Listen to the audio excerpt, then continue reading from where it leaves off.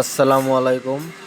আপনারা ইতিমধ্যে সবাই জানেন আমরা যশোরে এই প্রথম ইউরো মডেল চায়না যে আইটেমগুলো এইসব আইটেম নিয়ে কাজ করতেছি যত্ন সহকারে।